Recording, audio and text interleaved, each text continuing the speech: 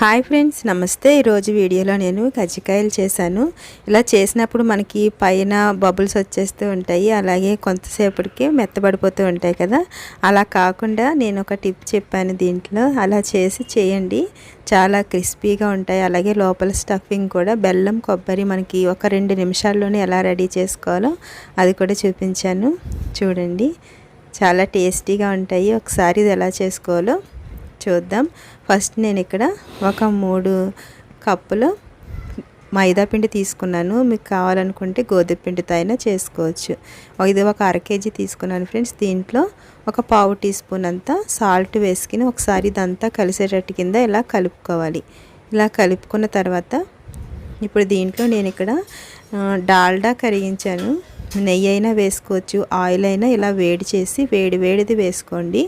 ఒక 40 గ్రాములు ఉంటుంది. ఇది వేసుకుని ఇలాగ మొత్తం అంతా కలిసేటట్టు కింద కలుపుకోండి. చేతితో కలుపుకోండి, ఎందుకంటే ఇది వేడిగా ఉంది కదా. ఇదంతా కలిసిన తర్వాత చేతితోటి ఇలాగా ఒకసారి ఇలాగా ప్రెస్ చేస్తూ కలిపినట్టయితే మొత్తం పిండి అంతటికి మంచిగా పడుతుంది.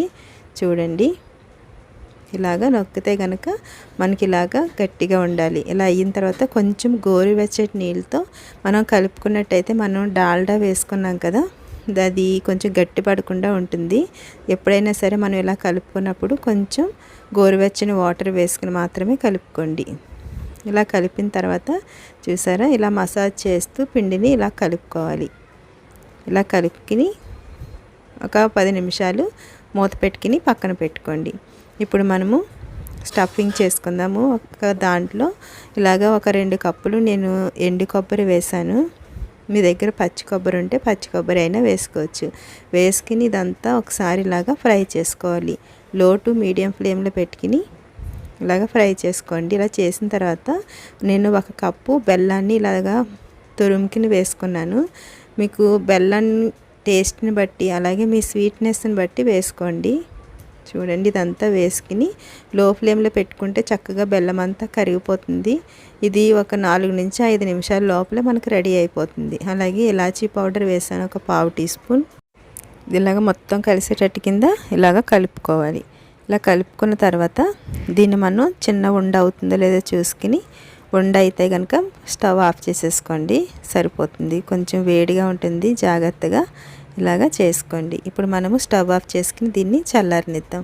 ఇప్పుడు మనం ఇవి కజ్జికాయలు చేసుకోవడానికి మైదా పిండి ఇలా కలిపి పెట్టుకున్నాం కదా, దాంట్లో నుండి చిన్న చిన్న బాల్స్ కింద చేసుకుని ఇలాగా చిన్న చిన్న పూరీల కింద చేసుకోండి. ఇలా చేసిన తర్వాత మనకి ఇది రౌండ్గా రావడానికి ఏదైనా సరే రౌండ్గా ఉన్న ప్లేట్ తీసుకోండి. మనం ఇలా కజ్జికాయలని చేసుకునేటప్పుడు మనం ఇలా నొక్కునేది ఉంటుంది కదా, అది లేకపోయినా సరే పర్వాలేదు. ఇలాగ కొంచెం వాటర్ అప్లై చేసుకుని ఇలాగ స్టఫింగ్ లోపల పెట్టుకుని ఇది ఇలాగా అంటించుకోవాలి. ఇలా అయిన తర్వాత మన దగ్గర ఫోర్క్ ఉంటుంది కదా, దాంతో చక్కగా దీన్ని ఇలాగా ఒక్కొక్కటి కింద నొక్కేసుకోవడమే.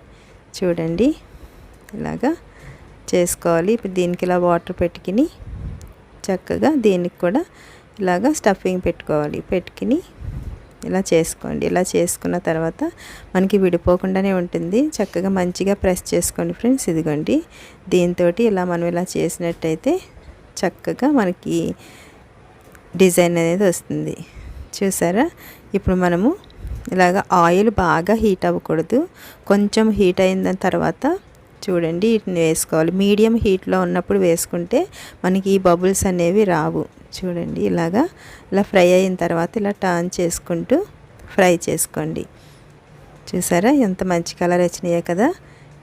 మీరు కూడా ఒకసారి ట్రై చేయండి ఫ్రెండ్స్. అలాగే ఉన్నవన్నిటిని కూడా ఇలాగే వేసుకుని ఫ్రై చేసుకోవాలి. ఫస్ట్ టైం నా వీడియో చూస్తున్నట్లయితే ప్లీజ్ సబ్స్క్రైబ్ చేసుకోండి. అలాగే పక్కనే ఉన్న బెల్ ఐకాన్ క్లిక్ చేస్తే ఆల్ అనే బటన్ వస్తుంది, దాన్ని ప్రెస్ చేసినట్లయితే నేను ఏ వీడియో పెట్టినా మీకు నోటిఫికేషన్ వస్తుంది. చూసారు కదా ఫ్రెండ్స్, చాలా క్రిస్పీగా టేస్టీగా ఉండే కజ్జికాయలు మీరు కూడా ట్రై చేయండి. ప్లీజ్ ఒక లైక్ చేయండి ఫ్రెండ్స్. Thanks so much.